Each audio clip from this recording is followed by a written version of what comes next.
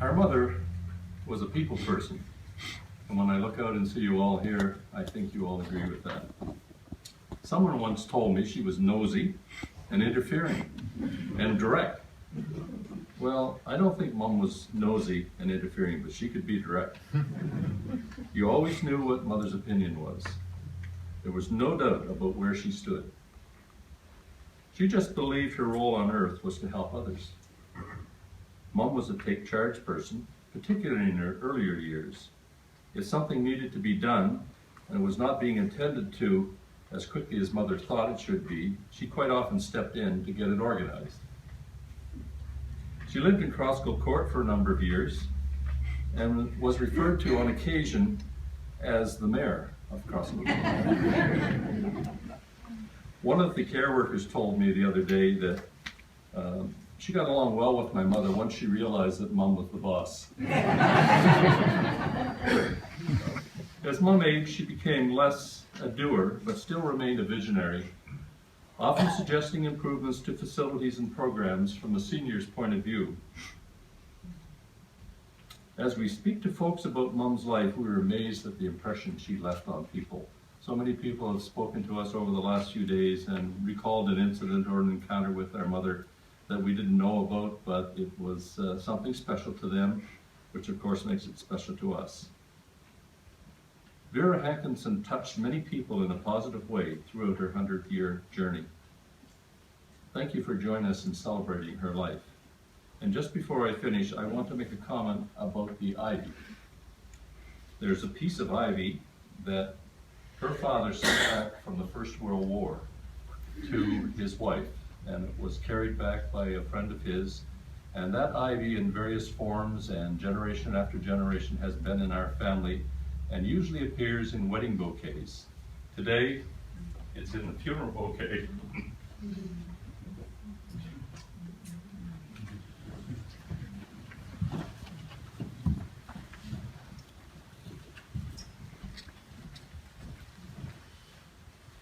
I have some thoughts and memories to share with you from Vera's grandchildren. The first are from David's daughters, from Carla. Grammy Vera, unfortunately, Marlene and I and our families cannot attend today, but thank you to all who were able to come. Grammy Vera was a very gentle, kind, and caring person. She was very thoughtful of others and was always there to help when help was needed. Grammy was a strong woman, strong in faith and family values. I hope that I can become like her and keep those strong family values alive in my own family.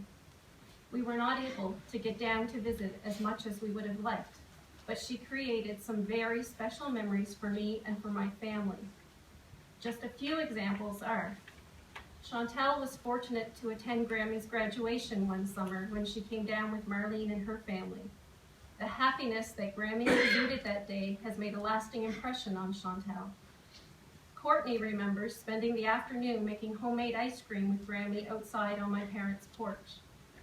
Brittany has a special memory when she attended the Remembrance Day ceremony with Grammy and laid the wreath for Grammy's dad. These past few days, random memories have been popping into my head from way back when I was a kid. Just a few of the examples. She would make us Rice Krispie strips that were as long as the pan she made them in. I thought this was awesome because we only got Rice Krispie squares at home. She used to warm up homemade donuts for us at breakfast. She made me my own jar of pickled beets that I didn't have to share with my dad. Warm up our slippers in the oven after coming in from the cold. She even warmed up the shampoo before using it on my daughter's hair. All the little things she did ended up being huge, comforting memories. Grammy had a wonderful, long, fulfilling life and has positively impacted numerous people with her kindness, generosity, and huge heart. We all miss her dearly. From Marlene, Grammy Vera. I have had the opportunity over the last couple of days to look back over family photos and reminisce with my husband Brian and my children Gregory, Emma, Isabel, and Julia. I've also had the pleasure of reading posts from cousins and family friends. There were stories of how she was helpful and hardworking, walking on stilts with her skirt all tucked around her, riding bikes, doing craft projects, visiting neighbors, and her famous homemade donuts. As all these thoughts run through my mind, there seems to be a theme. Grammy was one to take things head on, and no matter what, she stuck to her beliefs. I admire that, especially in a world where standing for what you believe in has become so difficult. She always did what she thought was right and with conviction, but from a place of love. She wasn't afraid to say what she thought. There was no guessing when she didn't like something. I will miss when she points out a tree that she thinks would be perfect for climbing. I will miss her pink ball cap. I will miss that twinkle in her eye when she is teasing someone. I will miss her pieces of advice. She has been a part of what makes me who I am, and for that I am thankful. And from Roger's sons, first from Sandy. Vera Bruce Hankinson, a lady of many talents and skills, but to us, she was Grammy Daw. She was a lady who took her responsibilities very seriously and expected others to do the same. As you all know, Grammy Daw was an RN and was very excited when Leah chose that path. But being an RN meant more to her than an occupation. Two of her most appreciative patients were two of her grandsons, Sandy and Leo, who were regulars and only Grammy Daw would do. So much so that they even pulled her away from a Sunday morning church service, interrupting the sermon because Leo's injury required Grammy Daw's love and skills. Along with attending to her grandchildren physically, she did all she could to ensure their well-being. 25 years ago, I was blessed to marry her grandson, Sandy. And at my bridal shower, I received a rolling pin as part of a gift. And when I held it up, one of my friends jokingly commented that as well as rolling out pastry, I could use it to keep Sandy in line. Grammy Daw did not find this as humorous as the others. And as soon as she could get me alone to speak with me, she made it clear that she expected me to treat him well and that she loved him very much and expected me to do the same. Now, just so we're all clear, I only use the rolling pin for rolling up pastry. But every time I do, I think of Grammy Daw. She really enjoyed spending time with her great-grandchildren, and they enjoyed her. I remember when Leah was in grade 5, and her class was studying the Halifax explosion, and her teacher told the students to ask their families if they had any stories about the tragedy. When Leah asked Grampy Raj about it, he told her to talk to Grammy Daw. And she explained to Leah that she was 3 years old and living in Halifax when the explosion happened. She explained that she was using the washroom and the explosion threw her off the toilet, causing her to bang her head, and that her older brother came in and picked her up. Her great-grandchildren thought this personal story was amazing and funny. Leah shared it with her class, and Scott couldn't wait to get in grade 5 so he could share.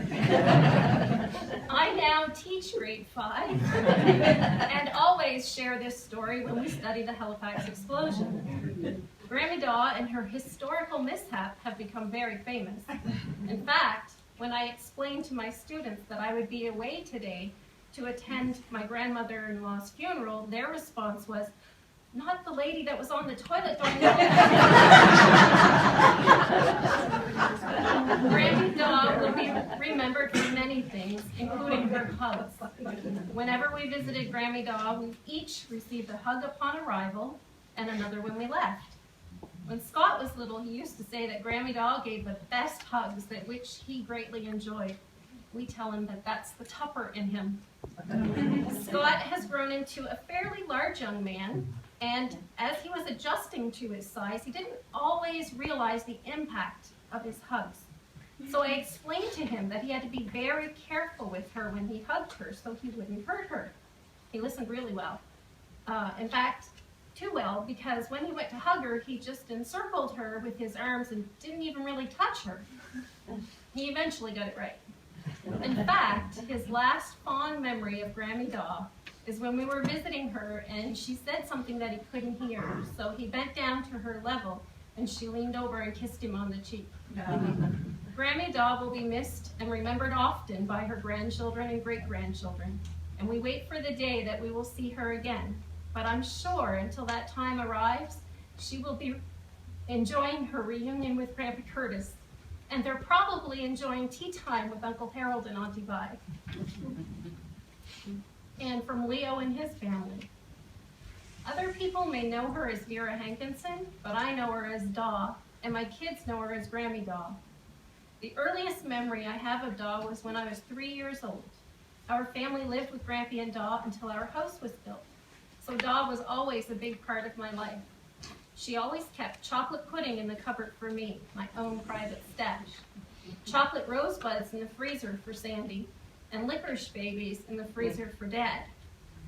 She also always had alphagetti and Kraft dinner for Sandy and I because she knew it was our favorite, as well as a big supply of ketchup. When I had my children, Daw still kept her special treats for us, just more of them. As a child, I spent a lot of time with Daw and Grampy, helping with the gardening, going for Sunday drives, going to teas. Daw always made me feel special. She always listened to what I had to say and always had good advice for me. She taught me how to do a job right. I was really too young to mow a lawn, but I so wanted to drive the tractor lawnmower. So she let me. After I made a mess of the lawn, she told me that if I couldn't do the job right, I couldn't do it at all. She showed me what I had done wrong and got me to fix it, so I could continue to drive the lawnmower tractor. Daw loved to paint and showed me how. Being a typical boy, painting for me was only good for rainy days. Being ruffian boys, it was almost a weekly occurrence that Sandy or I would have to go to outpatients. I wouldn't go without Daw, to the point that Mom had to stop the church service one Sunday to get Daw out because I had gotten hurt and wouldn't go to the hospital without her. When I was 13, I went away to private school and traveled every week to and from school on the bus. Daw and Grampy were always waving madly to the bus going by, never missing one Sunday. One Sunday, a woman on the bus commented, "There's those two old people waving to the bus again." I snickered because I knew they were waving to me. Daw always encouraged me and was always involved in my life. When I was 16 years old, I told Daw that I had applied for my first job at the sardine plant. She went over to meet my future boss to give him a reference, making sure he understood what a hard worker I was and how it would be a loss to them if they didn't give me the job. Needless to say, I got the job and a lot of ribbing with it. She was also involved in my children's lives and would come watch Curtis play hockey when he had games, even in her 90s. Daw was always game for trying anything. Whenever Sandy and I had a new bicycle, motorbike, or three-wheeler, we would bring it down to show Grampy and Daw. Daw would always try them out. Once, we were at Uncle Harold's playing with stilts and Daw got on them, showing us, well into her senior years, how well she could do with them. Ever since I can remember, Daw loved hugs, giving them and receiving them. Even as a teenager, when I brought friends over, there were always hugs around for everyone. Curtis and Sarah will remember her hugs and teasing, especially she gave me about my goatee. Vera liked taking care of people. Being a nurse was a way of life for her. I remember her and Grampy meeting travelers at the post office and inviting them for a meal and a place to stay for the night. After meeting my future wife Deanne and hearing that she was studying to be a nurse, Daw whispered in my ear that she was a keeper, and pulled her aside to tell her that I was special and to make sure she looked after me. Now, as I always think of Daw when I sit with my family at our dining room table, which is the one Daw and Grampy had, and she gave it to us, family meant a great deal to Daw, and when she gave us the table, she pointed out a scratch that she chose not to repair because it was put there by my dad when he was little. So now, when we enjoy our meals, it is like 4 generations enjoying time together. Later in life, Daw made certain that her neighbors at Crossville Court were well looked after. She was always the hostess and will always remember her walking us out the door each and every time we visited her and waving to us with her handkerchief until we were well past the place where she could see us. I know she's now with Grampy and looking after all her relatives, but she will always be in our hearts and prayers. Until we meet again, Daw. And finally, from Jane's children. from Karen. A few random thoughts. Visits to Alma and Grampy's house in Weymouth were always busy.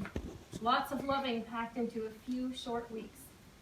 Alma was always exciting to be around. People dropping by unexpectedly for dinner and her saying, "Quick, get another plate on." Copper penny salad, coleslaw, and homemade donuts.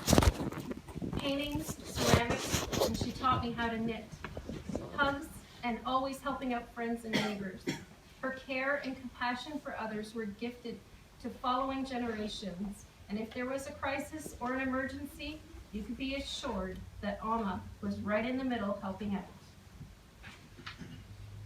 And Trevor.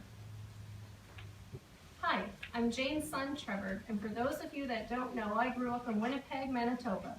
While distance kept me from getting to know my Alma as well as I would have liked, I still have many fond memories of visiting her every summer.